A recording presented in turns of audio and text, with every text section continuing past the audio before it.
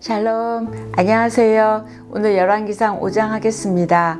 5장의 내용은 솔로몬이 나라의 번영을 토대로 이스라엘 역사상 가장 큰 업적이라고 할 수 있는 예루살렘 성전을 건축하기 위해서 준비를 갖추고 있는 내용입니다.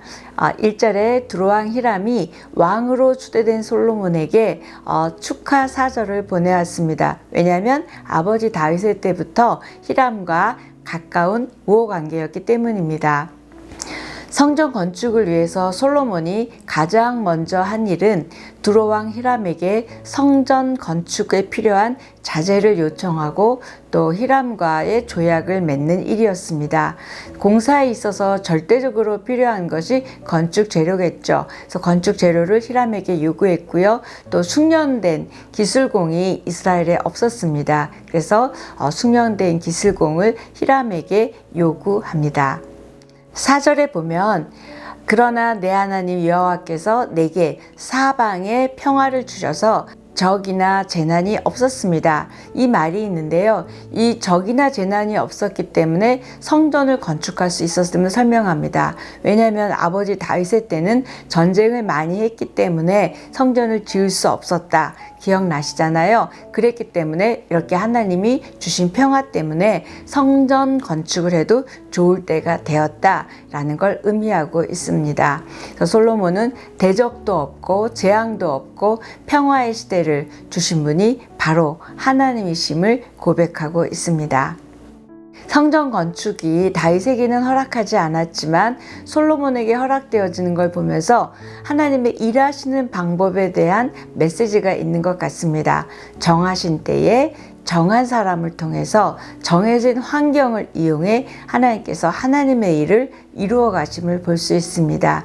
이러한 하나님의 일하심, 하나님의 역사는 우리의 삶에서 오늘도 끊임없이 진행되고 있습니다. 하나님께서는 우리들의 앞길을 막으실 때도 있지만 또 그것이 하나님의 뜻에 맞는 일이라면 또 그 막았던 일들이 열리기도 하지요. 이렇게 하나님의 때에 하나님의 방법으로 저 여러분의 삶을 통해서 일하신 하나님을 믿습니다. 5절 6절에 보면 내 하나님 여호와의 이름을 위해 이 말이 몇 번 나와요. 밑줄 긋고 싶습니다. 내 하나님 여호와의 이름을 위해 그분의 이름을 위해 성전을 짓겠다는 말이죠. 저 여러분도 우리 하나님의 이름을 위해 존재하고 일하고 살아가는 우리였으면 좋겠습니다.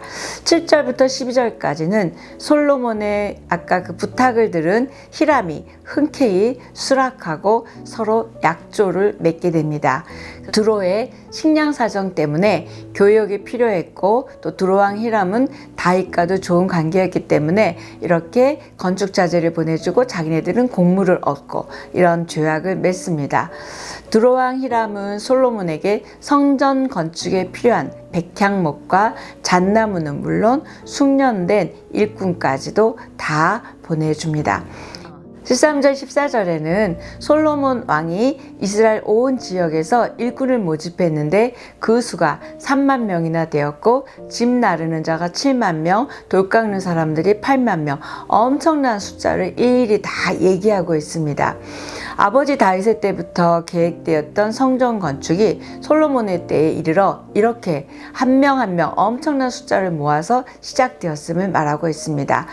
17절에 보면 왕의 명령이 떨어지면 그들은 채석장에서 돌을 가져다가 잘 다듬어 밑줄 긋고요. 성전의 기초를 닦았습니다. 이때 잘 다듬어진 것만이 성전에 쓰일 수 있습니다. 그래서 기초를 닦았다는 말은 기초석을 놓았다는 말인데 이 기초석이 튼튼해야 건물이 튼튼하게 세워질 수 있죠. 그래서 이 기초석 위에다가 지붕도 얹고 기둥도 얹고 그렇게 합니다.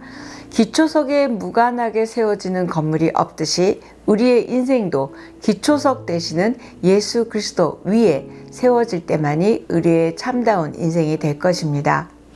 성도로서 우리의 삶은 예수 그리스도와 연결되어 지어져 갈 때 예수 그리스도를 닮아져가는, 또 세워져가는 그런 우리의 인생이 되고요.